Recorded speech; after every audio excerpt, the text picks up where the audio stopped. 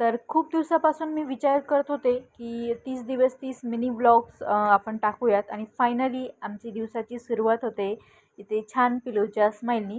हल्ली मी उठला की लगेच पिल्लूही माझ्या मागे उठायला लागलेला आहे आणि त्यानंतर कडल्स अँड किसेस. तर अशी आमची दिवसाची सुरुवात होते. त्यानंतर पिल्लूला आजीकडे सोपवून स्टार्ट करते माझं डेली रुटीन. आणि पिल्लू बघा इथे आजीजवळ किती छान मस्त गप्पा मारतोय. आणि त्याआधी मी पिते इथे कोमट पाणी. ॲक्च्युली ती पहिलीची सवय आहे त्यामुळे ते आताही कंटिन्यू आहे. चहा घेतल्यानंतर इथे बघितलं तर पिल्लू आजीसोबत मस्त बाहेर गप्पा मारतोय.